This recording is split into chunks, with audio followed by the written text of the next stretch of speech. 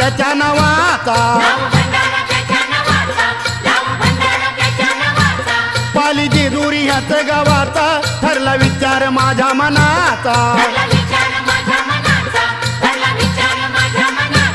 नाव देवाचं संघाच मुखानं घेऊ, अहो संघाच मुखानं घेऊ.